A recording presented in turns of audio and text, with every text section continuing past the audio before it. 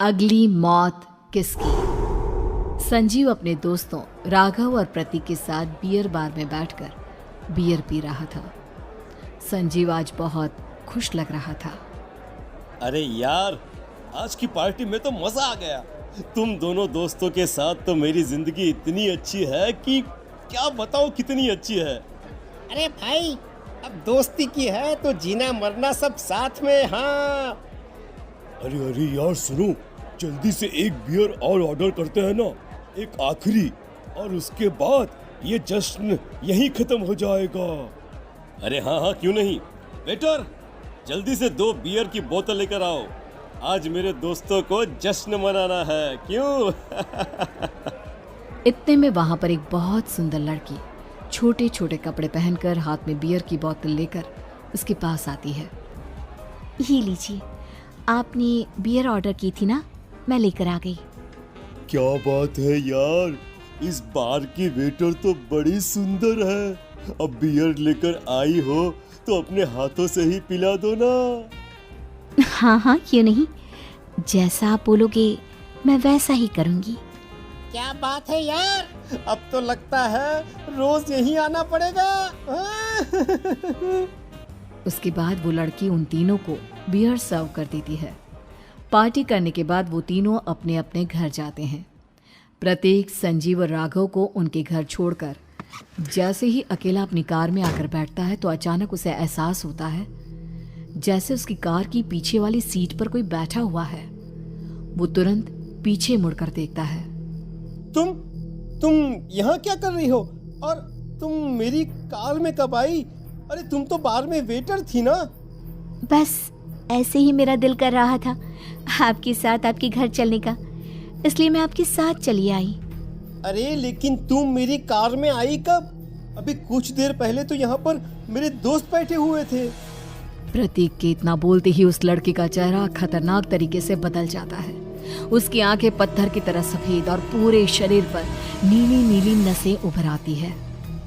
गाड़ी चलाओ, पूरी स्पीड में चलाओ, और अगर तुमने गाड़ी रोकने की कोशिश भी की तो मुझसे बुरा कोई नहीं होगा। डर की वजह से प्रतीक के पसीने छूटने लगते हैं। उसका शरीर बुरी तरह से कांप रहा था। प्रतीक बिना कुछ सोचे समझे कार को फुल स्पीड से चलाना शुरू करता है। चलते चलते वो शहर से दूर एक पहाड़ी पर पहुंच जाता है और सामने अब सिर्फ पहाड़ी का किनारा दिख रहा है, जिसे देख प्रतीक घबराकर अचानक से कार को ब्रेक लगाता है। देखो देखो देखो देखो, मुझे छोड़ दो मुझे। अगर मैंने गाड़ी जरा सी भी आगे बढ़ाई तो हम दोनों नीचे गिरकर मर जाएंगे। ये तो तुम्हें पहले सोचना चाहिए था ना। अब कुछ नहीं हो सकता।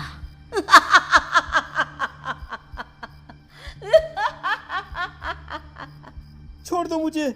नहीं नहीं, प्लीज मुझे छोड़ दो। प्लीज प्लीज मुझे जाने दो, छोड़ दो मुझे। गाड़ी आगे बढ़ाओ। और तभी अचानक से बिना प्रतीक के स्टार्ट किए उनकी कार आगे बढ़ती है और गहरी खाई में गिर जाती है। उसके चीखने की आवाजें चारों तरफ सुनाई देती है।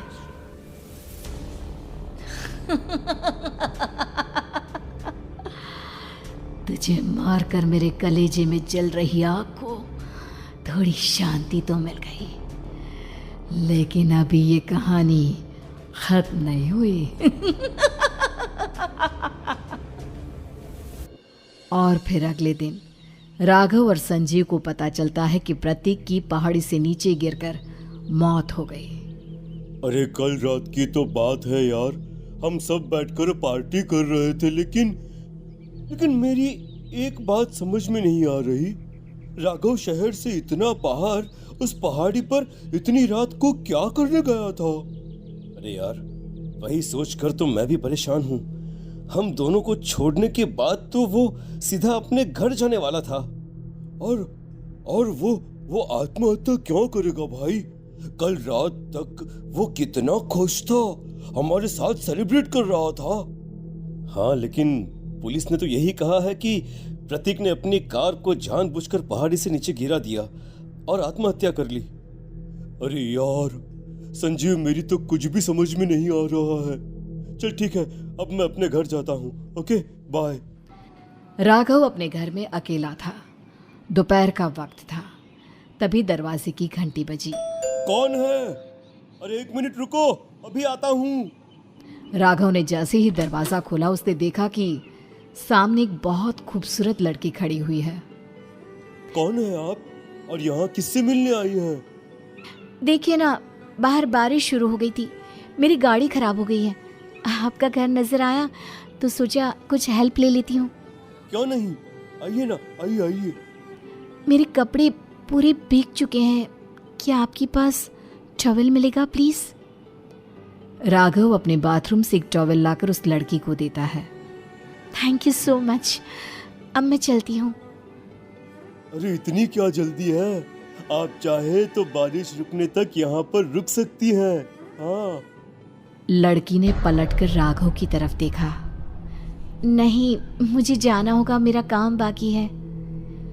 और वो वहां से चली गई। उस लड़की के जाने के बाद राघव अपने बाथरूम में नहाने के लिए गया और जैसे ही उसने बाथरूम में देखा तो उसका टॉवल वहीं पर लटका हुआ था।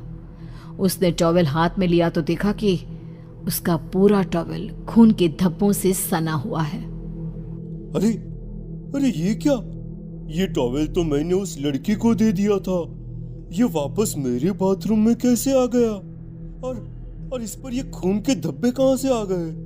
राघव ने आईने में देखा तो उसकी गर्दन पर एक बड़ा सा चाकू का कट लगा हुआ था जिससे खून बह रहा था, जिसे देख राघव के होश उड़ गए। हाँ, अरे ये क्या? मेरी गर्दन इतनी ज्यादा कटी हुई है और मुझे दर्द भी नहीं हो रहा है। ये क्या हो रहा है मेरे साथ? राघव घबराकर बाथरूम से बाहर आया और अपना मोबाइल उठाकर उसने संजीव को फोन लगाया। संजीव जल्दी से मेरे पास आ जाओ। मुझे लगता है कुछ बहुत बड़ी गड़बड़ है, जल्दी आ जाओ। उधर से आवाज आई, लेकिन वो आवाज संजीव की नहीं बल्कि एक लड़की की थी। कुछ अजीब नहीं हुआ है, बस तुम्हारी मौत तुमसे मिलने आई थी और तुम्हें मारकर चली गई।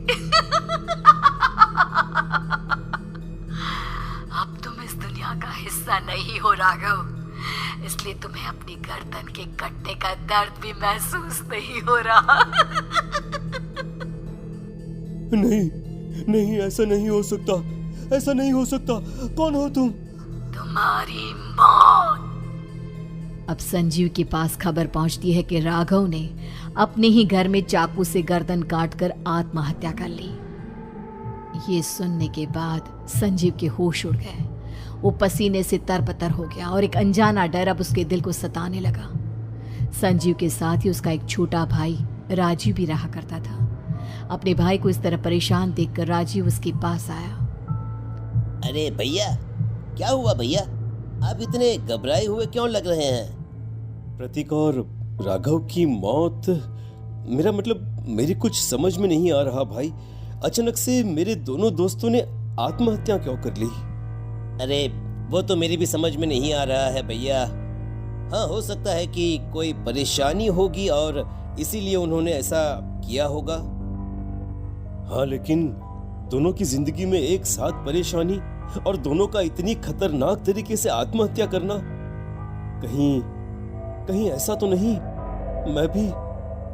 मैं भी मर जाऊंगा? अरे आप ऐसी बातें क्यों कर रहे हैं भैया? वैसे ही मैं इतना परेशान हूँ। जब से अंजलि ने मेरा साथ छोड़ा है तब से सब कुछ बहुत अजीब सा हो गया है। रोज रात को डरावने सपने आते हैं। ऐसा लगता है जैसे अंजलि बार बार मेरे सपनों में आकर मुझे डराने की कोशिश करती है। अंजलि का नाम सुनते ही संजीव की आंखें फट गई और उसके गले में आवाज अटक गई। उसके चेहरे पर घबराहट साफ नजर आ रही थी। कौन थी वो लड़की जिसने प्रतीक और राघव को आत्महत्या की आड़ में मौत के घाट उतार दिया? और कौन थी अंजलि जो बार बार राजीव के सपनों में आकर उसे डरा रही थी? अंजलि का नाम सुनकर संजीव इतना घबरा क्यों गया? इन सवालों के जवाब जानने के लिए देखिए इस खतरनाक कहानी का अगला भाग।